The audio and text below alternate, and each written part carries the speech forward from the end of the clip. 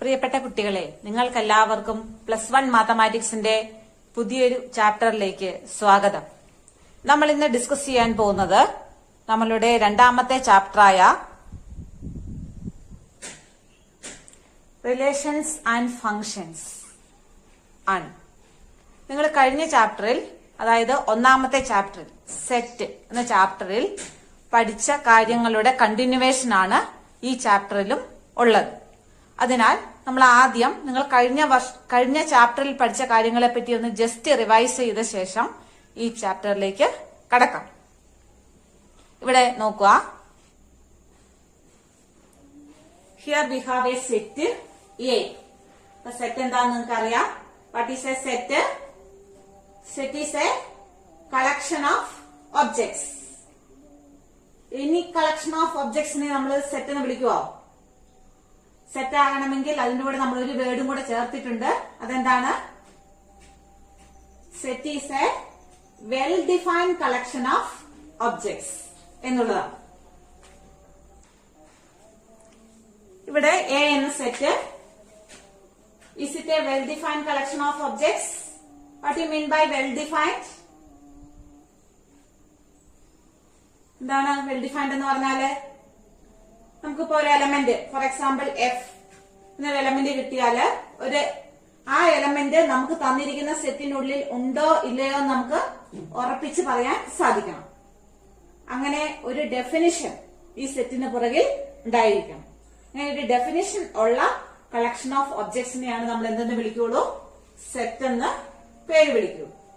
ഇവിടെ നമ്മൾ ഒന്നാമത് പഠിച്ച സെറ്റാണ്. നിങ്ങൾ ഫസ്റ്റ് ചാപ്റ്ററിൽ വളരെ നന്നായിട്ട് പഠിച്ചതാണ്. ഇനി കൂടുതൽ എന്റെ ഡീറ്റെയിൽസിലേക്ക് ഞാൻ പോകുന്നില്ല. ഇവിടെ നമുക്കൊരു സെറ്റ് എ തന്നിട്ടുണ്ട്. പിന്നെ സെറ്റിനെ സംബന്ധിച്ച് നിങ്ങൾ പഠിച്ച രണ്ടാമത്തെ കാര്യം എന്തായിരുന്നു? സെറ്റിനെ ഏതൊക്കെ രീതിയിൽ റെപ്രസെന്റ് ചെയ്യാം. ഏതൊക്കെ രീതിയിലാണ് സെറ്റിനെ റെപ്രസെന്റ് ചെയ്യുന്നത്? രണ്ട് റെപ്രസെന്റേഷൻസ് ഉണ്ട്. ഇപ്പൊ ഇവിടെ ഞാൻ ഒരു രീതിയിൽ ഇതിനെ റെപ്രസെന്റ് ചെയ്തിട്ടുണ്ട്. ഈ റെപ്രസെന്റേഷന്റെ പേരെന്താണ്? ഇതിന്റെ പേരാണ് റോസ്റ്റർ ഫോം. ഒന്നാമത്തെ റെപ്രസെന്റേഷൻ റോസ്റ്റർ ഫോം. ഇനി ഒരു രീതിയിൽ കൂടി ഇതിനെ റെപ്രസെന്റ് ചെയ്യാമല്ലോ. അതിന്റെ പേരെന്താണ്? എന്താണ് രണ്ടാമത്തെ representation? We can represent a set in two form. First roster form, അതായത് ഈ ഫോം തന്നെ. രണ്ടാമത്തെ ഫോമാണ് റെപ്രസെന്റേഷന്റെ രണ്ടാമത്തേതാണ് സെറ്റ് ബിൽഡർ ഫോം. അങ്ങനെയാണെങ്കിൽ ഈ തന്നിരിക്കുന്ന സെറ്റ് എനെ നമുക്ക് സെറ്റ് ബിൽഡർ ഫോമിൽ എങ്ങനെ റെപ്രസെന്റ് ചെയ്യാം? Set builder form means actually its definition. Then what is the definition of the set? Here A, B, C, D, 4 elements. Any 4 elements in set in the definition agayilla. This is the set A is the first 4 elements of English alphabets. അങ്ങനെയാണ് നമ്മൾ set എയുടെ രണ്ടാമത്തെ representation ആയ set builder form. അതാണ് നിങ്ങൾ പഠിച്ച സെറ്റിനെ പറ്റി പഠിച്ച രണ്ടാം. നമ്മൾ ജസ്റ്റ് ഒന്ന് റിവൈസ് ചെയ്ത് പോകുന്നുള്ളൂ. അപ്പം വാട്ട് ഈസ് എ സെറ്റ് എന്ന് കണ്ടു. സെറ്റിന്റെ രണ്ട് റെപ്രസെന്റേഷൻ. ഇതെല്ലാം നമ്മൾ വീണ്ടും റിവൈസ് ചെയ്യാനുള്ള കാരണം നമ്മളുടെ രണ്ടാമത്തെ ചാപ്റ്ററിലും ഈ കാര്യങ്ങൾ നമുക്ക് വീണ്ടും ആവശ്യമാണ്.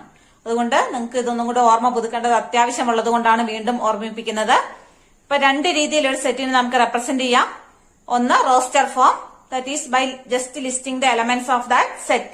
രണ്ടാമത്തേത് set builder form, that means it's definition. ഇനി ഇത് രണ്ട് കാര്യങ്ങൾ കൂടാതെ നിങ്ങൾ പഠിച്ചത് സബ്സെറ്റ് എന്നൊരു ടേം പഠിച്ചതായിട്ട് ഓർമ്മയുണ്ടല്ലോ അല്ലെ? What is A subset?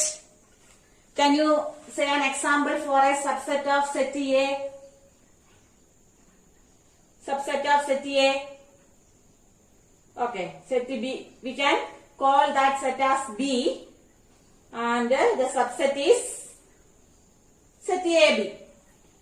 We can take any elements from set A and form a new set. That set is known as subset of set A, and usually we denote it as using this notation. Set B contains in set A എന്നൊക്കെ പറഞ്ഞ് നമ്മൾ പഠിച്ചിട്ടുണ്ട്. This is known as subset. നമ്മൾ പഠിച്ച മൂന്നാമത്തെ കാര്യമാണ് subset. സെറ്റിൽ നിന്ന്, given സെറ്റിൽ നിന്ന് ഫോം ചെയ്യുന്ന മറ്റ് സെറ്റുകളുടെ പേരാണ് subset. The set of all subsets is known as power set, and the total number of elements in the power set is 2 raised to n if n is the number of elements in the given set. ഒക്കെ പറഞ്ഞ് നിങ്ങൾ പഠിച്ചതാണ്. നിങ്ങളുടെ ഓർമ്മ ഒന്നും കൂടെ പുതുക്കിക്കോളുക. അപ്പോൾ നമ്മൾ പഠിച്ച മൂന്നാമത്തെ കാര്യമാണ് സബ്സെറ്റ്. പിന്നെ വളരെ പ്രധാനപ്പെട്ടതായിട്ട് വേണ്ടത് മാത്രമേ നമ്മൾ ഇങ്ങോട്ട് ഡിസ്കസ് ചെയ്യുന്നുള്ളൂ. നാലാമതായി നിങ്ങൾ പഠിച്ചത് രണ്ട് സെറ്റുകൾ നമുക്ക് തന്നാലും, if you have any two set, വേറെ സെറ്റ് എഴുതുവാണ്, A B C D F and another set B. Suppose two sets are given, that is 1 2 3 1 2 A D, set B. ഇങ്ങനെ രണ്ട് സെറ്റുകൾ നമ്മുടെ കയ്യിൽ ഉണ്ട്. ഈ രണ്ട് സെറ്റിന്റെയും ഇന്റർസെക്ഷൻ നിങ്ങൾ പഠിച്ചിട്ടുണ്ട് അല്ലെ? Union and intersection. പിന്നെ നിങ്ങൾ പഠിച്ചതാണ് നാലാമത്തെ കാര്യമാണ് union. Union of set A and B. ഇതിനെ എങ്ങനെയായിരുന്നു റെപ്രസെന്റ് ചെയ്യുന്നത്? A union B. A union B എന്ന് പറഞ്ഞാൽ എന്താണെന്ന് നിങ്ങൾക്കറിയാം. എന്തായിരുന്നു? രണ്ട് സെറ്റിലെയും എലമെന്റ്സ് നമ്മൾ ഒരുമിച്ച് ലിസ്റ്റ് ചെയ്യുന്നതാണ് എ യൂണിയൻ ബി. രണ്ടിന്റെയും കൂടെ യൂണിയൻ. ഇപ്പൊ എയിലെ എലമെന്റ്സ് മുഴുവൻ എടുക്കണം, അതുപോലെ ബിയിലെ എലമെന്റ്സ് മുഴുവൻ എടുക്കണം. 1 2. വീണ്ടും ഇവിടെ എ വരുന്നുണ്ട്. എ എഴുതേണ്ട ആവശ്യമുണ്ടോ? ഒരു എലമെന്റ് ഒരു പ്രാവശ്യമേ ഒരു സെറ്റിൽ നമ്മൾ എഴുതുകയുള്ളൂ. സെറ്റിന്റെ ഡെഫിനിഷനും റൂളും അങ്ങനെയാണ്. ഇപ്പൊ എ ഒന്ന് എഴുതിയതുകൊണ്ട് വീണ്ടും എഴുതണ്ട, ഡി ഇവിടെ ഒന്ന് എഴുതിയിട്ടുണ്ട്, അതുകൊണ്ട് വീണ്ടും നമ്മൾ എഴുതേണ്ട ആവശ്യമില്ല. ഒരു എലമെന്റ് ഒരു തവണ മാത്രം. എ യൂണിയൻ ബി നമ്മൾ പഠിച്ച നാലാമത്തെ കാര്യം യൂണിയൻ. ഇനി ഒരു കാര്യം കൂടെ നമ്മൾ പഠിച്ചിട്ടുണ്ട്. എന്തായിരുന്നു അത്? Fifth one. മെയിൻ ആയിട്ട് നമുക്ക് വേണ്ടത് intersection. Intersection of two sets. ഇന്റർസെക്ഷനെ നമ്മൾ എങ്ങനെയായിരുന്നു റെപ്രസെന്റ് ചെയ്തത്? യൂണിയനെ യു കൊണ്ട് റെപ്രസെന്റ് ചെയ്ത ഇന്റർസെക്ഷനെ ഈ സിമ്പലാണ് നമ്മൾ യൂസ് ചെയ്തത്. നമ്മൾ ഓർമ്മിപ്പിക്കുന്നു. ഇന്റർസെക്ഷൻ എന്ന് പറഞ്ഞാൽ എന്താണ്? രണ്ട് സെറ്റുകളുടെ ഇന്റർസെക്ഷൻ എന്ന് പറഞ്ഞാൽ എന്താണ്? നോക്കിയിട്ട് പറഞ്ഞേ. ഈ രണ്ട് സെറ്റിലും കോമൺ ആയിട്ടുള്ള എലമെന്റ്സിന്റെ പേരാണ്, രണ്ടിൽ നിന്നും എടുക്കാൻ കിട്ടുന്ന എലമെന്റ്സിന്റെ പേരാണ്. ഇപ്പൊ ഇവിടെ ഉണ്ടെങ്കിൽ ആ എ നമ്മൾ ഇന്റർസെക്ഷനിലേക്ക് കളക്ട് ചെയ്യാവുള്ളൂ. ഇവിടെ എ ഉണ്ട്, ഇവിടെ എ ഉണ്ട്, രണ്ടിടത്തും ഉണ്ടോന്നെങ്കിൽ ആ എലമെന്റിനെ എടുക്കാം. ഇവിടെ ബി ഉണ്ട്, ഇവിടെ ഉണ്ടോ ബി? ഇല്ല. അതുകൊണ്ട് ബി എന്നുള്ള സെറ്റിനെ നമുക്ക് ഇന്റർസെക്ഷനകത്ത് ഉൾപ്പെടുത്താൻ പറ്റില്ല. പിന്നെ സി നോക്കുക, സി ഇവിടെ ഇല്ല, അതിനെ എടുക്കാൻ പറ്റിയല്ല. അടുത്ത എലമെന്റ് ഡി ഇവിടെ ഉണ്ടോ നോക്കുക, ഉണ്ട്. എയിലുമുണ്ട് ബിയിലുമുണ്ട്, രണ്ട് സെറ്റുള്ള എലമെന്റ്സ് ആയതുകൊണ്ട് ഡി എ നമ്മൾ എടുത്തു. ഇനി എഫ് ഇതിനകത്തില്ല. അപ്പോൾ എ ഇന്റർസെക്ഷൻ ബി എന്ന് പറഞ്ഞാൽ നമുക്കുള്ള എലമെന്റ് ഏത് മാത്രമേ ഉള്ളൂ? Only 2 element, A and D. ഇതെല്ലാം നിങ്ങൾ പഠിച്ച് കഴിഞ്ഞ കാര്യങ്ങളാണ്. അതുകൊണ്ട് ഇത്രയും കാര്യം പറയേണ്ട ആവശ്യമേ ഉള്ളൂ. അപ്പോൾ നമ്മുടെ ഫസ്റ്റ് ചാപ്റ്ററിൽ നിന്നും പഠിച്ച ഈ 5 കാര്യങ്ങൾ നമ്മൾ വീണ്ടും ഇവിടെ യൂസ് ചെയ്യേണ്ടതായിട്ട് വരും. സെക്കൻഡ് ചാപ്റ്ററിലും നമുക്ക് ആക്ച്വലി പഠിക്കാനുള്ളത് സെറ്റുകളെ കുറിച്ച് തന്നെയാണ്. ഈ ചാപ്റ്ററിൽ മെയിൻ ആയിട്ട് നമുക്ക് 3 ടോപ്പിക്കുകളാണുള്ളത്. 1 ക്രോസ് പ്രൊഡക്റ്റ്, 2 റിലേഷൻ, 3 ഫംഗ്ഷൻ. ഇവയെ കുറിച്ച് നമുക്ക് ഡീറ്റെയിൽഡ് ആയിട്ട് പഠിക്കാനുണ്ട്. ആക്ച്വലി ഈ 3ന്റെയും ബേസിക് സ്ട്രക്ചർ എന്ന് പറയുന്നത് സെറ്റ് തന്നെയാണ്. അതുകൊണ്ട് സെറ്റിന്റെ റെപ്രസെന്റേഷൻസ് എല്ലാം ഇവർക്കും ബാധകമാണ്. അപ്പൊ നമ്മൾ അതിനെക്കുറിച്ച് ഡീറ്റെയിൽഡ് ആയിട്ട് പഠിക്കാൻ പോവുകയാണ്. അതിനു മുമ്പ് നിങ്ങളോട് ഞാനൊരു കഥ പറയാം. കഥ എന്ന് പറയത്തില്ല, എന്റെ പരിചയത്തിൽ ടോം എന്ന് പറഞ്ഞൊരു കുട്ടിയുണ്ട്. ഇത് വളരെ നല്ല കുട്ടിയാണ് ടോം. വളരെ അച്ചടക്കമുള്ള, എല്ലാം ചിട്ടയായിട്ട് ചെയ്യുന്ന ഒരു നല്ല കുട്ടിയാണ്. അപ്പൊ അവന്റെ സാധനങ്ങളും റൂമൊക്കെ അവൻ ഓൾവേസ് കീപ് ടൈഡി, എല്ലാം അടുക്കി ഒതുക്കി വെക്കും. അതിന്റെ പുസ്തകങ്ങളാകട്ടെ ഡ്രസ്സാകട്ടെ എല്ലാം ഓരോ ബാഗിൽ സൂക്ഷിക്കുന്ന ഒരു സ്വഭാവക്കാരനാണ്. അപ്പൊ അവന്റെ ഡ്രസ്സിന്റെ കാര്യത്തിൽ പറയുവാണെങ്കിൽ അവന്റെ ഷർട്ടുകളെല്ലാം കൂടി അവനൊരു ബോക്സിൽ എപ്പോഴും സൂക്ഷിക്കാറുള്ളൂ. അവന്റെ പാന്റുകൾ മറ്റൊരു ബോക്സിൽ സൂക്ഷിക്കും.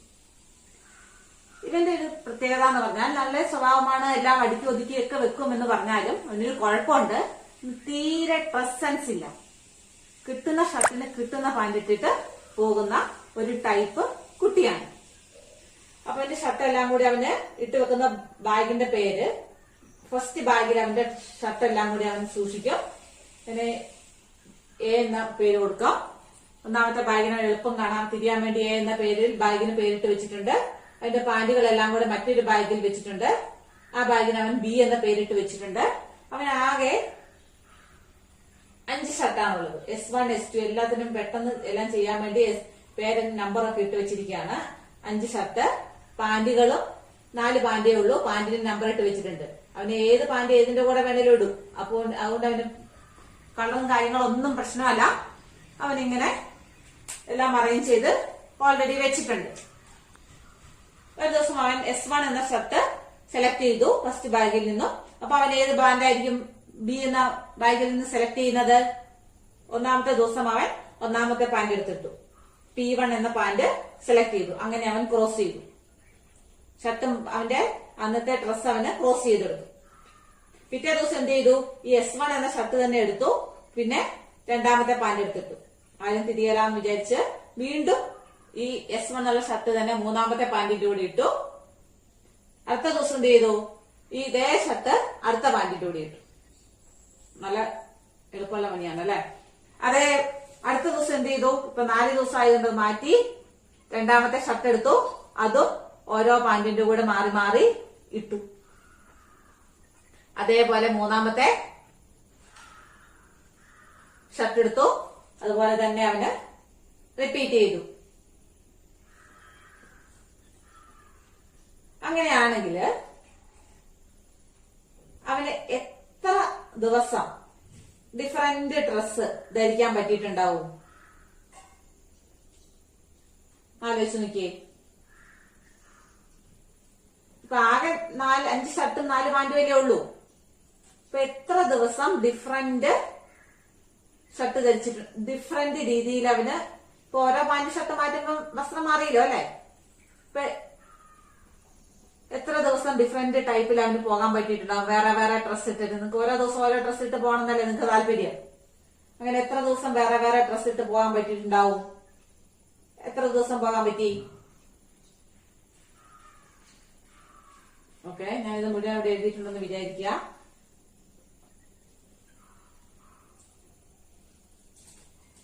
S4 P4 S5 P1 S5 P4. Okay, ഇതെല്ലാം കൂടെ ഒന്ന് എഴുതിയേക്കാൻ നോക്കിട്ട് എഴുതാൻ നിന്നാണ്. അപ്പൊ അവൻ ഓരോ ദിവസവും ധരിച്ച ഡ്രസ്സുകളാണ് ഞാൻ ഇവിടെ കാണിച്ചിരിക്കുന്നത്. ഫസ്റ്റ് ബോക്സിൽ നിന്നും സെക്കൻഡ് ബോക്സിൽ നിന്നും ഓരോന്നെടുത്ത് ക്രോസ് ചെയ്തു. അങ്ങനെ ഓരോ ദിവസവും അവൻ ധരിച്ച ഡ്രസ്സുകളാണ് ഇവിടെ കാണിക്കുന്നത്. ഒന്നാമത്തെ ദിവസത്തെ ഡ്രസ്സ്, രണ്ടാമത്തെ ദിവസത്തെ, മൂന്നാമത്തെ ദിവസത്തെ, ഇങ്ങനെ എത്ര ദിവസം അവൻ ഇങ്ങനെ ഡിഫറന്റ് ഡ്രസ്സ് ധരിക്കാൻ പറ്റിയിട്ടുണ്ടാവും? കിട്ടിയില്ലേ? ആൻസർ കിട്ടിയില്ലേ? എത്ര ദിവസം ധരിക്കാൻ പറ്റി? അപ്പൊ ഇവിടെ 5 എണ്ണം ഉണ്ട്. അവന് ഷർട്ടിന്റെ എണ്ണം 5 ആണ്. അതേപോലെ പാന്റുകളുടെ എണ്ണം, ബിയിലുള്ള എണ്ണമാണ് പാന്റ്, പാന്റിന്റെ എണ്ണം 4 ആണ്. അപ്പൊ ടോട്ടൽ അവൻ എത്ര രീതി ധരിച്ചിട്ടുണ്ട്? എത്ര രീതിയിൽ ഇതിനെ ക്രോസ് ചെയ്തെടുക്കാൻ കിട്ടിയവന്? എയും ബിയും കൂടെ ക്രോസ് ചെയ്താണ് ഓരോ ദിവസം അവൻ ഡ്രസ് ഉണ്ടാക്കിയേക്കുന്നത്. എത്ര രീതിയിൽ ഇവനെ ക്രോസ് ചെയ്യാൻ പറ്റി? ഇപ്പൊ മൊത്തം ക്രോസ് ചെയ്ത് എത്ര എണ്ണം ഉണ്ട്? ക്രോസ് ചെയ്ത ഇതിനെ നമ്മൾ എ ക്രോസ് ബി എന്ന് വിളിച്ചു. ക്രോസ് ചെയ്ത് അവൻ ഉണ്ടാക്കിയ ഡ്രസ്സുകളെ എ ക്രോസ് ബി എന്ന് വിളിച്ചു. എത്ര കിട്ടി? ഓക്കെ, 20. 5 into 4 നിങ്ങൾക്ക് കിട്ടിയല്ലോ. അപ്പോൾ ഞാൻ ഇവിടെ എഴുതിയിരിക്കുന്നത് കുറെ കളക്ഷൻ ഓഫ് ഒബ്ജക്ട്സ് ആണ് ഞാൻ ഇപ്പൊ ഇവിടെ എഴുതി കാണിച്ചിരിക്കുന്നത്. ഇതൊരു സെറ്റാണ്. ഞാന് ഇവിടെ എ എന്നൊരു ബോക്സ് എന്ന് പറഞ്ഞു.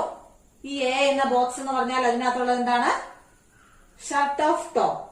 ബി ഒരു ബോക്സ് ആണ്. ഇതെന്താണ്? Pants of top. അപ്പൊ ഷർട്ട് ഓഫ് ടോം എന്നുള്ളത് ഒരു കളക്ഷൻ ഓഫ് ഒബ്ജക്ട് ഇല്ലേ? ഒരു ഡെഫിനിഷൻ ഇല്ലേ? ടോമിന്റെ ഷർട്ടുകൾ എന്ന് പറഞ്ഞാൽ അതൊരു ഡെഫിനിഷനാണ്. ആ ഡെഫിനിഷനിൽ പെടുന്ന ഒബ്ജക്ട്സ് ആണ് ഇതിന്റെ അകത്തുള്ളത്. അതുകൊണ്ട് ഈ ഒന്നാമത്തെ ബോക്സിനെ നമ്മൾ മാത്തമാറ്റിക്സ് പഠിക്കുന്നതുകൊണ്ട് ഒന്നാമത്തെ ബോക്സിനെ നമ്മൾ എന്ത് വിളിക്കാം?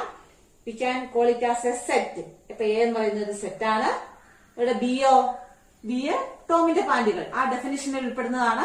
അപ്പം പാന്റുകളുടെ ഒരു കളക്ഷൻ. അതുകൊണ്ട് ഇതും ഒരു സെറ്റ് ആണ്.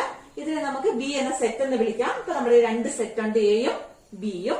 കൂടാതെ അവൻ ഓരോ ദിവസം ധരിച്ച ഡ്രസ്സുകൾ, പാന്റും ഷർട്ടും എടുത്ത് ക്രോസ് ചെയ്തുണ്ടാക്കിയ ഷർട്ട് ഡ്രസ്സുകളാണിത്. അവന്റെ ഒരു ദിവസത്തെ ഡ്രസ്സ്, രണ്ടാമത്തെ ദിവസത്തെ, മൂന്നാമത്തെ ദിവസത്തെ ഓരോ ഡ്രസ്സുകളാണ്. അപ്പൊ ഇതിനെ സെറ്റ് എന്ന് വിളിക്കാൻ പറ്റുമോ? ഇതാണ് എന്റെ ക്വസ്റ്റ്യൻ. ഇപ്പൊ ഞാൻ ഇവിടെ എഴുതിയിരിക്കുന്ന കുറെ ഒബ്ജക്റ്റുകൾ ഇവിടെ എഴുതിയിട്ടുണ്ട്. കളക്ഷൻ ഓഫ് ഒബ്ജക്ട്സ് ആണിത്. ഇതൊരു സെറ്റ് ആവുമോ ഇല്ലയോ? കിട്ടിയ ഉത്തരം ആകും. കാരണം എന്താ? This is A well defined collection ആണ്. ടോം ധരിച്ച ഡ്രസ്സുകൾ എന്ന ഡെഫിനിഷനിൽ പെടുന്ന എലമെന്റ്സ് ആണ്. ഒന്നാമത്തെ ദിവസം, രണ്ടാമത്തെ ദിവസം, 20 ദിവസം ടോം ധരിച്ച ഡ്രസ്സുകളാണിത് അല്ലെ? അപ്പൊ ആ ഡെഫിനേഷൻ ടോമിന്റെ ഡ്രസ്, ആദ്യത്തെ 20 ദിവസത്തെ ടോമിന്റെ ഡ്രസ്സുകൾ ഏതാണ്? ഈ ഒബ്ജക്റ്റിന് നമ്മൾ കൊടുക്കാവുന്ന ഡെഫിനിഷൻ. അപ്പോൾ ഇതെന്താണ്? അങ്ങനെ ഒരു വെൽ ഡെഫിനിഷൻ ഉള്ള എനി കളക്ഷൻ ഓഫ് ഒബ്ജക്ട്സിനെ നമുക്ക് എന്തെന്ന് വിളിക്കാം? സെറ്റ് എന്ന് വിളിക്കാം. അങ്ങനെയാണെങ്കിൽ ഇതിനൊരു ഡെഫിനിഷൻ ഉണ്ട്, ഇതൊരു കളക്ഷൻ ഓഫ് ഒബ്ജക്റ്റ് ആണ്, അതുകൊണ്ട് ഇതിനെ നമുക്ക് എന്ത് വിളിക്കാം? We can call this one also A cross B എന്ന് പറഞ്ഞ് രണ്ടും കൂടെ ക്രോസ് ചെയ്തെടുത്ത് വെച്ചിരിക്കുന്ന ഇതിനെ നമുക്ക് എന്തെന്ന് വിളിക്കാം? ഒരു സെറ്റ് എന്ന് വിളിക്കാം. അപ്പോൾ നമുക്ക് എന്ത് കിട്ടി? എ എന്നൊരു സെറ്റും ബി എന്നൊരു സെറ്റും നമുക്കുണ്ടായിരുന്നു. അവയെ രണ്ടുപേരെയും കൂടെ നമ്മൾ ക്രോസ് ചെയ്ത് എന്തുണ്ടാക്കി? മറ്റൊരു പുതിയ സെറ്റ് ഉണ്ടാക്കി. ഇത് സെറ്റാന്നുള്ള കാര്യത്തിൽ ആർക്കും സംശയമില്ലല്ലോ. പിന്നെ ഇതിന്റെ പ്രത്യേകത എന്താ? ഈ സെറ്റിലെ ഇതിന്റെ ഓരോ എലമെന്റിനെ നോക്കിക്കേ, ഇവരെല്ലാം ജോഡികളാണ്, പെയറുകളാണ് അല്ലെ. ഫസ്റ്റ് എലമെന്റ് ഇതാണ്, ഇതൊരു പെയറാണ്. ഇത് സെക്കൻഡ് എലമെന്റ് ഒരു പെയറാണ്, ഇതൊരു പെയറാണ്. ഇതിന്റെ അകത്തുള്ള എലമെന്റ്സ് എല്ലാം, എലമെന്റ്സിനെ ഞാൻ ഇങ്ങനെ കോമ ഇട്ട് കാണിക്കുന്നുണ്ട്, എലമെന്റ്സുകളെല്ലാം പേഴ്സ് ആയിട്ടാണ് ഉള്ളത്. വെറും പെയറാണോ ഇതിനകത്തുള്ളത്? അതുകൊണ്ട് ഇതിനെ നമുക്ക് എന്ത് വിളിക്കാം? Is A set of pairs എന്ന് വിളിക്കാം. പെയറുകളുടെ സെറ്റ്. ഇതെല്ലാം സിംഗിൾ എലമെന്റ്സ് മാത്രമേ ഉള്ളൂ. ഇവിടെ നമ്മൾ പെയറുകളായിട്ടാണ് ഓരോ എലമെന്റും ഉള്ളത്. വെറും പെയർ മാത്രമാണ് ഇത്. ഇതിന് വേറെ വല്ല പ്രത്യേകതയുണ്ടോ നോക്കിക്കേ. ഈ പെയർ, ഈ ജോഡിയിലെ ആദ്യത്തേത് ഷർട്ടും രണ്ടാമത്തേത് പാന്റുമാണ്. നിങ്ങൾക്ക് ഇതിന്റെ ഓർഡർ മാറ്റിയിടാൻ പറ്റുമോ? ആദ്യത്തെ പാന്റും രണ്ടാമത്തെ ഷർട്ടും ഒന്ന് മാറ്റാൻ പറ്റുമോ? മാറ്റിയാൽ എന്ത് സംഭവിക്കും? ഷർട്ട് ഇടേണ്ടത് നിങ്ങൾ പാന്റ് ഇടേണ്ടി വരും. ഇതിന് ഓർഡർ ഉണ്ട്. ഷർട്ട് ഷർട്ടിന്റെ സ്ഥലത്ത്, പാന്റ് പാന്റിന്റെ സ്ഥലത്ത് തന്നെ വേണം അല്ലെ. ഇത് ഓർഡർ മാറിയാലുള്ള നിങ്ങളൊന്ന് ചിന്തിച്ച് നോക്കിയോളാം. അപ്പൊ ഇവരെ ഒരിക്കലും നമുക്ക് എന്ത് ചെയ്യാൻ പറ്റില്ല? ഈ പെയറിനകത്തുള്ള എലമെന്റ്സിന്റെ ഓർഡർ മാറ്റാൻ പാടില്ല. ഓർഡർ മാറ്റിയാൽ സംഭവം പോയി അല്ലെ. അതുകൊണ്ട് നമ്മൾ ഇവരെ ഈ സെറ്റിലുള്ള എലമെന്റ്സ് പെയറുകളാണെന്ന് മാത്രമല്ല, അത് ഓർഡേർഡ് പെയറുകളാണ്. അപ്പൊ what is ordered pair? Ordered pair എന്ന് പറഞ്ഞാൽ ഓർഡർ ഉള്ള പെയറുകൾ. ഇതിന് ഫസ്റ്റ് എലമെന്റിന്റെ പ്ലേസ് ഉണ്ട്, സെക്കൻഡ് എലമെന്റിന്റെ പ്ലേസ് ഉണ്ട്. അപ്പൊ ഒരു നിശ്ചിത ഓർഡർ ഉണ്ട് രണ്ട് എലമെന്റിനും. അതാത് പ്ലേസിൽ മാത്രമേ അതാത് നിൽക്കാൻ പാടുള്ളൂ. അത്തരം പെയറുകളുടെ പേരാണ് ഓർഡേർഡ് പെയർ. അപ്പൊ നമുക്ക് കിട്ടിയ ഈ പുതിയ set, that is a cross B എന്ന സെറ്റ് എന്താണ്? എ ക്രോസ് ബി എന്നുള്ള ഇതിനെ ക്രോസ് ചെയ്തെടുത്ത ഈ പുതിയ സാധനം ഒരു സെറ്റാണ്. വെറും സെറ്റ് അല്ല, പെയറുകളുടെ സെറ്റാണ്. വെറും പെയറല്ല, ഓർഡേർഡ് പെയർസ് ആണ്. ഇപ്പോൾ നമുക്ക് കിട്ടിയ ഈ എ ക്രോസ് ബിനെ നമ്മൾ അതുകൊണ്ട് വിളിക്കുന്നതാണ് A cross B is A set of ordered pairs. ഈ പുതിയ സെറ്റ് എ ക്രോസ് ബിയെ നമ്മൾ വിളിക്കുന്ന പേരാണ് Cartesian product of set A and B. പിന്നെ മറ്റൊരു പേരും കൂടിയുണ്ട്, cross product of set A and B. ടെക്സ്റ്റിൽ കാർട്ടീഷ്യൻ പ്രൊഡക്റ്റ് എന്നുള്ള പേര് മാത്രമേ യൂസ് ചെയ്തിട്ടുള്ളൂ. നമ്മൾ പക്ഷേ ഈ സെക്ഷനിൽ ക്രോസ് പ്രൊഡക്റ്റ് എന്നുള്ള പേരായിരിക്കും സാധാരണയായിട്ട് യൂസ് ചെയ്യാൻ പോകുന്നത്. A and B are any two sets. A and B are any two sets. Then A cross B is called എന്താണ്? Cross product. Cross product set of set A and B. Then what is a cross product? Cross product ന്റെ definition നിങ്ങൾക്ക് clear ആയില്ലേ? Cross product എന്ന് പറഞ്ഞാൽ ആ സാധനം എന്താണ്? Cross ചെയ്തുണ്ടാക്കുന്ന സാധനം. ക്രോസ് ചെയ്തുണ്ടാക്കുന്ന ഇതൊരു എക്സാമ്പിൾ മാത്രമാണ്. ഞാനിവിടെ ഷർട്ട് പാന്റ് എന്ന സെറ്റാണ് എടുത്തത്. അവരെ വെച്ചുണ്ടാക്കിയ ഡ്രസ്സാണ്. ഒരു പർട്ടിക്കുലർ എക്സാമ്പിൾ ആണെന്നേ ഉള്ളൂ. ഇവിടെ ഷർട്ടിനും പാന്റിനും പകരം നമുക്ക് we can take any set A and any other set B. അവരുടെ എലമെന്റ്സിനെ തമ്മിൽ ക്രോസ് ചെയ്ത് അവരുള്ള മുഴുവൻ എലമെന്റ്സിനെയും പരസ്പരം ക്രോസ് ചെയ്യണം. അതാണ് ഇതിന്റെ പോയിന്റ്. ഈ S1 ഇതിലുള്ള മുഴുവൻ എലമെന്റുമായിട്ടും പെയർ ചെയ്യണം. S2 ഇതിലുള്ള മുഴുവൻ എലമെന്റുമായിട്ടും പെയർ ചെയ്യണം. S3 ഇതിലുള്ള മുഴുവൻ എലമെന്റുമായിട്ടും, S4 ഇതിലെ മുഴുവൻ എലമെന്റ്, S5 ഇതിലെ മുഴുവൻ എലമെന്റ്, എല്ലാ എലമെന്റ്സും പരസ്പരം ക്രോസ് ചെയ്യണം. അങ്ങനെ ക്രോസ് ചെയ്ത് കിട്ടുന്ന, അവന് റെഫറൻസ് ഇല്ലാത്തത് കൊണ്ട് അവൻ എല്ലാ ഷർട്ടും എല്ലാ പാന്റിന്റെയും കൂടി ഇടും. അങ്ങനെ ഒരുമിച്ച് മുഴുവൻ കോമ്പിനേഷൻസും ഇവിടെ യൂസ് ചെയ്തിട്ടുണ്ട്. അങ്ങനെ കിട്ടുന്ന സെറ്റിന്റെ പേരാണ് cross product of set A and cross product of set A and B. എയിൽ നിന്ന് ബിയിലേക്കുള്ള ക്രോസ് പ്രൊഡക്റ്റ് സെറ്റ്. ഇതാണ് നമ്മുടെ ഫസ്റ്റ് ഡെഫിനിഷൻ. ഇതിന്റെ ഒരു പ്രത്യേകത ഒന്നും കൂടെ നിങ്ങൾ ഓർത്ത് വെക്കണം. ഇത് ഓർഡേർഡ് പെയർ ആണ്. ഇതിന്റെ ഓർഡർ, ഒരു എലമെന്റ് എന്ന് പറഞ്ഞാൽ ഒരു പെയർ ആണ്. ഒരു ജോഡിയാണ് ഒരു എലമെന്റ്. ആ ജോഡിയിലെ ഓർഡർ മാറ്റാൻ പാടില്ല. ഷർട്ട് ഷർട്ടിന്റെ സ്ഥലത്ത്, പാന്റ് പാന്റിന്. ഇത് ഈ പർട്ടിക്കുലർ എക്സാമ്പിളിൽ. അതുപോലെ ഈ എക്സാമ്പിൾ അല്ലാതെ ജനറൽ ആയിട്ട് നമ്മൾ എടുത്താലും ഓർഡേർഡ് പെയർ ആയിട്ട് എഴുതിയ first element first, second element second element ആയിട്ട് തന്നെ എടുക്കണം. അപ്പൊ നമ്മൾ ക്രോസ് പ്രൊഡക്റ്റ് എന്താണെന്നുള്ളത് ഡിഫൈൻ ചെയ്ത് കഴിഞ്ഞു. എല്ലാവർക്കും ക്ലിയർ ആയില്ല? ഞാനൊരു എക്സാമ്പിൾ മാത്രമേ കാണിക്കുന്നുള്ളൂ, പിന്നെ നമ്മൾ ബാക്കി പ്രോബ്ലം ചെയ്യുന്നതേ ഉള്ളൂ. ഇതെന്ന് എ എന്നുള്ളത് എനി സെറ്റ് ആയിട്ട് വിചാരിക്കുക, ബി എന്ന് പറയുന്നത് എനി അതർ സെറ്റ് ആയിട്ട് വിചാരിക്കുക. അവരുടെ ക്രോസ് പ്രൊഡക്റ്റിനെ നമ്മൾ എങ്ങനെയാണ് റെപ്രസെന്റ് ചെയ്യുക? A cross B. അവരെ ക്രോസ് ചെയ്തു. അപ്പൊ എ ക്രോസ് ബി ചെയ്തിട്ട് നമുക്ക് കിട്ടുന്ന എലമെന്റുകൾ എങ്ങനെയിരിക്കും? ഇതിലുള്ള ഓരോ എലമെന്റും ഇതിലുള്ള ഓരോ എലമെന്റുമായിട്ടും പെയറാക്കി, അങ്ങനെ ഫുൾ എലമെന്റും പെയറാക്കി എഴുതി കഴിഞ്ഞാൽ കിട്ടുന്ന ഒരു, അപ്പൊ നമുക്ക് ഒരുപാട് എലമെന്റ്സുകളുടെ ഒരു പുതിയ സെറ്റ് കിട്ടും. ആ സെറ്റിനെയാണ് നമ്മൾ എന്ത് വിളിക്കുന്നത്? ക്രോസ് പ്രൊഡക്റ്റ് സെറ്റ് എന്ന്. Cross product set of set A and B. എയും ബിയും കൂടെ ക്രോസ് ചെയ്ത് കിട്ടുന്ന സെറ്റ്. ഇതിനകത്ത് എത്ര എലമെന്റ്സ് ഉണ്ടാവും? ഒരു ക്രോസ് പ്രൊഡക്റ്റ് സെറ്റിൽ എത്ര എലമെന്റ്സ് ഉണ്ടാവും? നമ്മളിവിടെ അവൻ എത്ര രീതിയിൽ ഡ്രസ് ധരിച്ചു എന്നുള്ളതാണ് എത്ര എലമെന്റ് എന്നുള്ളത്. ഈ സെറ്റ്, പുതിയ സെറ്റിൽ എത്ര എലമെന്റ് ഉണ്ട്? ഈ കേസിൽ നമ്മൾ 20 കണ്ടെത്തിയിരുന്നു. നമുക്കൊരു സംശയമില്ലാതെ കിട്ടി അല്ലെ? നമ്മൾ സാധാരണ ചെയ്യുന്ന കാര്യമാണ്, അതുകൊണ്ട് നിങ്ങൾക്ക് വളരെ പെട്ടെന്ന് ആൻസർ കിട്ടും. നമ്മൾ ഇൻ ജനറൽ പറയുവാണെങ്കിൽ എങ്ങനെ പറയണം? സെറ്റ് എ, ഒരു സെറ്റ്, ഇവിടെ ഷർട്ടും പാന്റും അല്ല, ഇനി സെറ്റാന്ന് വിചാരിച്ചോ. നമ്മൾ ജനറൽ കേസിലേക്ക് ഇന്നെ മാറ്റുവാണ്. നമ്മൾ എല്ലാ കേസിലും പെർട്ടിക്കുലർ കേസ് പറഞ്ഞിട്ട് അത് ജനറലിലേക്ക് മാറ്റും. ഇപ്പൊ ഇതൊരു ടേമിന്റെ ഒരു പെർട്ടിക്കുലർ എക്സാമ്പിൾ ആയി. അതിന് പകരം എ എന്നുള്ള സെറ്റിൽ n എലമെന്റ്സ് ഉണ്ട്, ബി എന്ന മറ്റൊരു സെറ്റ് എടുത്തു, അതിനകത്ത് m എലമെന്റ്സും ഉണ്ടായിരുന്നു. അങ്ങനെയാണെങ്കിൽ എ ക്രോസ് ബി, അവരെ ക്രോസ് ചെയ്തുണ്ടാക്കിയ പുതിയ സെറ്റ് എ ക്രോസ് ബി. നിങ്ങൾ ഈ ഒരു പ്രത്യേക എക്സാമ്പിൾ ഓർത്താൽ മതി ക്രോസ് പ്രൊഡക്റ്റ് എന്നുള്ളത്. അപ്പൊ നിങ്ങൾക്ക് ഏത് പ്രോബ്ലം വന്നാലും ഇതുമായിട്ട് കമ്പയർ ചെയ്ത് ചെയ്താൽ മതി. എ ക്രോസ് പുതിയ സെറ്റാണ്, എ ക്രോസ് ബി അവരെ ക്രോസ് ചെയ്തുണ്ടാക്കിയ പുതിയ സെറ്റാണ്. അതിന്റെ അകത്തുള്ള നമ്പർ ഓഫ് എലമെന്റ്സിന്റെ നൊട്ടേഷനില്ല n of A n of B എന്നൊക്കെ ഉള്ളത്. അപ്പൊ n ഓഫ് എ ക്രോസ് ബിയിൽ എത്ര എലമെന്റ് ഉണ്ടായിരുന്നു? അവിടെ 4 5 20 കിട്ടി. അപ്പൊ ഇവിടെ എത്ര കിട്ടും? ഫോർ എക്സാമ്പിൾ എത്ര തന്നെയാണ്? n into m. അപ്പൊ നിങ്ങൾ ഓർത്തിരിക്കേണ്ട മറ്റൊരു കാര്യമാണത്. Number of elements in a cross product is if A has n elements and b has m elements, then number of elements in the cross product set is n into m. Okay, അതാണ് നിങ്ങൾ ഓർത്തിരിക്കേണ്ട മറ്റൊരു കാര്യം. അപ്പൊ cross product എന്താണെന്ന് നമ്മൾ പഠിച്ചു. അടുത്തത് ക്രോസ് പ്രൊഡക്റ്റ് സെറ്റിൽ എത്ര എലമെന്റ്സ് ഉണ്ടാകും എന്നും പഠിച്ചു. ഇനി മറ്റൊരു കാര്യം, ഇവന് ഓരോ ദിവസവും ധരിച്ച ഓരോ ഡ്രസ്സല്ലേ ഇത്.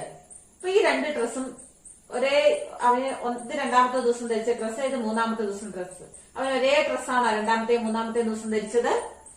ഒരേ ഡ്രസ്സാണോ രണ്ടാമത്തെയും മൂന്നാമത്തെയും ദിവസം ധരിച്ചേ?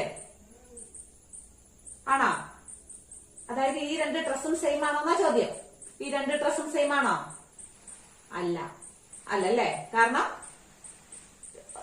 ഇവിടെ P2 എന്ന പാന്റാണ് രണ്ടാമത്തെ ദിവസം ധരിച്ചെങ്കിൽ P3 എന്ന പാന്റാണ് മൂന്നാമത്തെ ദിവസം ധരിച്ചത്.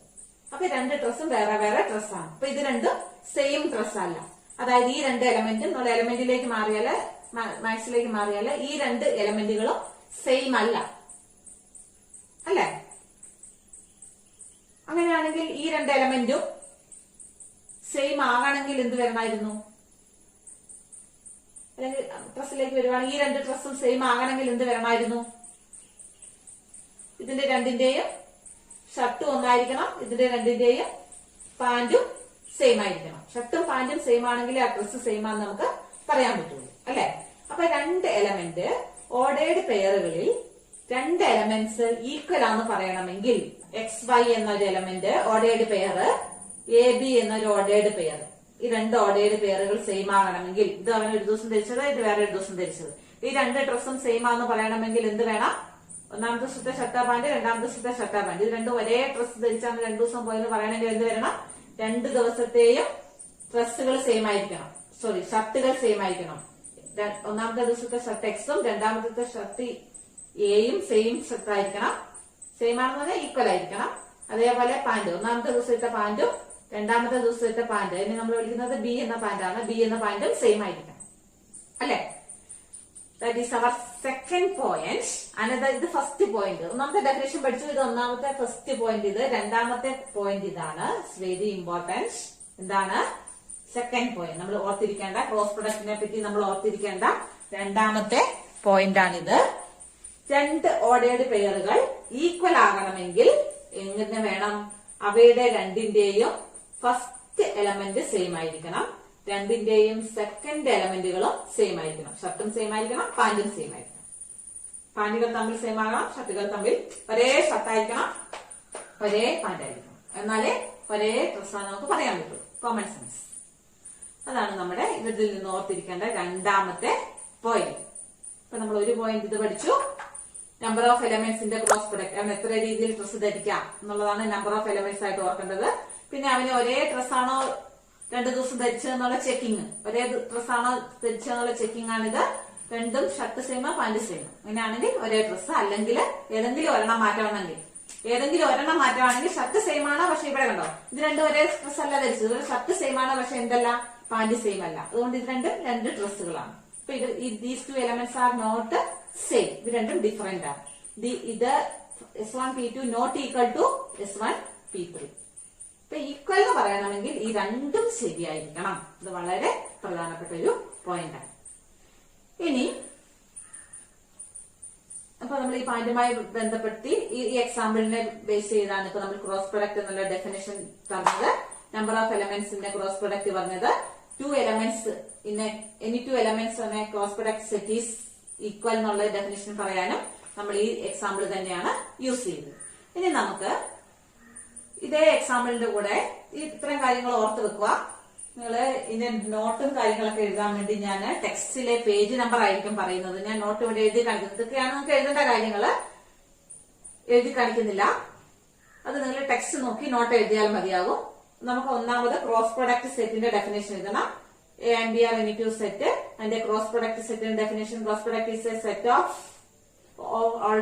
set of ordered pairs of elements from A to B എന്ന് പറഞ്ഞ് ഡെഫിനേഷൻ എഴുതണം. പിന്നെ ടെക്സ്റ്റിലുള്ള ഡെഫിനേഷൻ ഞാൻ പേജ് നമ്പറും കാര്യങ്ങളും ഈ വീഡിയോ തീരുന്ന സമയത്ത് എഴുതി കാണിക്കും. ആ പേജ് നമ്പറിലെ ആ ഡെഫിനേഷനും ആ എക്സാമ്പിൾസും നിങ്ങൾ എഴുതിയാൽ മതി.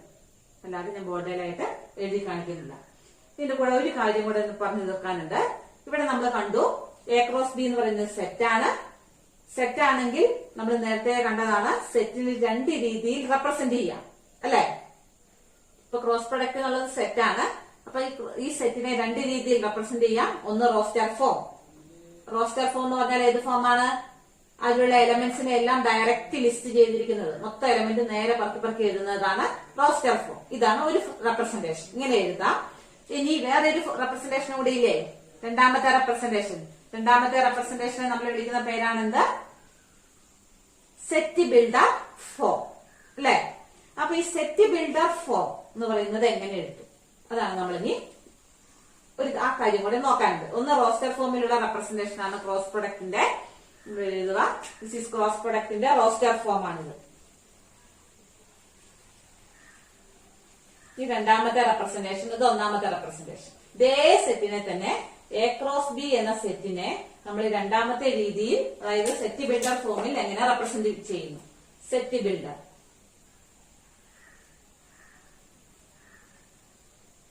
ഈ സെറ്റ് ബിൽഡർ ഫോമിൽ എങ്ങനെ ഇതിനെ എഴുതാം അതും കൂടെ നിങ്ങൾ അറിഞ്ഞു വെക്കണം. വളരെ പ്രധാനപ്പെട്ട ഒരു പോയിന്റ് ആണിത്. സച്ച് ദാറ്റ് ഈ ഷർട്ട് എന്ന് പറയുന്നത് എവിടുന്ന് വേണം എടുക്കാൻ?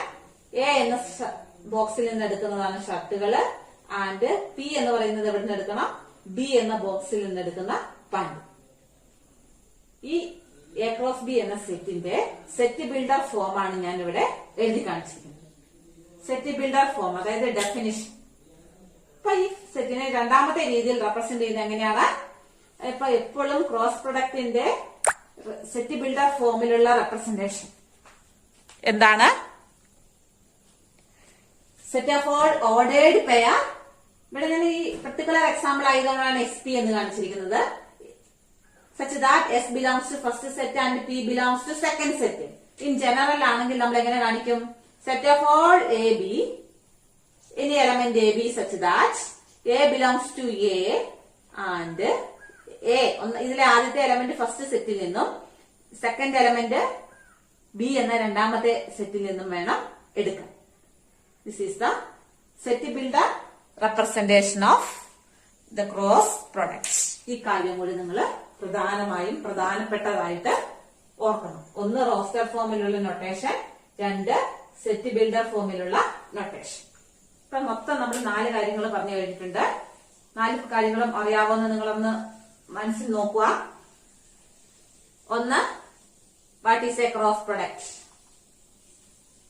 2, number of elements in a cross product. 3, any 2 elements in a cross product are equal or not. 2 elements equal ആകാനുള്ള കണ്ടീഷൻ.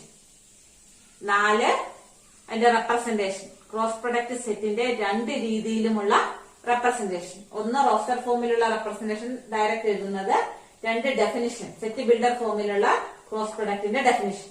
അത് എഴുതുന്നത് എല്ലായ്പ്പോഴും ഈ ഫോമിൽ തന്നെയാണ്. ഏത് ക്രോസ് പ്രൊഡക്റ്റ് ആണെങ്കിലും അതിന്റെ ഡെഫിനിഷൻ ഇത് തന്നെയാണ് കേട്ടോ, വേറെ ഒന്നുമില്ല. സെറ്റ് ഏതാ നോക്കുക, എയും ബിയും ആണെങ്കിൽ set of all ordered pair A B, A belongs to A, B belongs to B. ഇനി എയും ബിക്കും പകരം ഇവിടെ തന്നിരിക്കുന്ന സെറ്റ് പിയും ക്യൂ ആണെന്ന് വിചാരിച്ചു. ഇത് പിയും ഇത് ക്യൂ ആണെന്ന് വിചാരിച്ചു. അങ്ങനെയാണെങ്കിൽ ഇതിന്റെ ഡെഫിനിഷൻ എന്തായിട്ട് മാറുമെന്ന് മാത്രമേ ഉള്ളൂ. സെറ്റ് ബിൽഡർ ഫോമിലുള്ള ഡെഫിനിഷൻ എന്തായിട്ട് മാറുമെന്ന് മാത്രമേ ഉള്ളൂ. ഇവിടെ വരുമ്പോ set of all A B, എപ്പോഴും set of all A B തന്നെയാണ് സെറ്റ് ബിൽഡർ ഫോമിലുള്ള representation. Set of all A B വേറെ എ ബിലോങ്സ് ടു ഒന്നാമത്തെ സെറ്റ് നമ്മൾ പി എന്നല്ല വിളിച്ചത്, അപ്പൊ പി എന്ന് കൊടുക്കണം. ആൻഡ് രണ്ടാമത്തെ എലമെന്റ് ബി എടുത്തിരിക്കുന്നത് എവിടുന്നാണ്, പാൻഡ് എടുത്തത് എവിടുന്നാണ്, ക്യൂവിൽ നിന്നാണ്. ക്യൂ ആണ് അവൻ കൊടുത്ത പേരെങ്കിൽ ക്യൂ എന്ന് കൊടുക്കണം. അതും ആ മാറ്റം മാത്രമേ ഉള്ളൂ. ഇവിടുത്തെ പേര് വേണം ഇവിടെ കൊടുക്കാൻ. ബാക്കി എല്ലാ ക്രോസ് പ്രൊഡക്റ്റുകൾക്കും സെറ്റ് ബിൽഡർ ഫോമിലുള്ള നൊട്ടേഷൻ റെപ്രസെന്റേഷൻ ഇത് തന്നെ ആണ്. അപ്പോൾ ഇന്ന് നമ്മൾ ഡിസ്കസ് ചെയ്ത കാര്യങ്ങൾ ഇത്രയാണ്. What is a cross product അല്ലെങ്കിൽ Cartesian product, how can we represent it in roster form and set builder form, also the number of elements in a cross product. Again we discuss about when two elements in a cross product set become equal. ഇങ്ങനെ 4 കാര്യങ്ങളാണ് നമ്മൾ discuss ചെയ്തിട്ടുള്ളൂ. ഈ 4 കാര്യങ്ങളും എന്താണെന്ന് കൃത്യമായി മനസ്സിലാക്കി പഠിക്കുക. ഒരുപാട് ബുദ്ധിമുട്ടുള്ള കാര്യമല്ല, വളരെ സിമ്പിളായിട്ടുള്ള കാര്യമാണ്. ഇനി ആർക്കെങ്കിലും മനസ്സിലാകാതെ ഉണ്ടെങ്കിൽ ഒരു പ്രാവശ്യം കൂടി വീഡിയോ കാണുക. നിങ്ങൾക്ക് നോട്ട് തരാം, നോട്ടിൻ്റെ പോർഷൻസ് പറയാമെന്ന് ഞാൻ പറഞ്ഞിരുന്നു. പക്ഷേ ആ നോട്ട് വീഡിയോ വലുതായി പോയതുകൊണ്ട് ആ നോട്ട് ഞാൻ ഈ പോർഷനിൽ കാണിക്കുന്നില്ല. അത് അടുത്ത ക്ലാസ്സിലായിരിക്കും തരുന്നത്. അപ്പോൾ നിങ്ങൾക്ക് എന്തെങ്കിലും കാര്യങ്ങൾ മനസ്സിലാകാതെയുണ്ടോ, ഡൗട്ടുണ്ടോ ഒക്കെ ഉണ്ടെങ്കിൽ എനിക്ക് പേഴ്സണലായിട്ട് മെസ്സേജ് അയച്ചാൽ മതി. ഞാൻ നിങ്ങൾക്ക് റിപ്ലൈ ചെയ്യുന്നതായിരിക്കും. Thank you.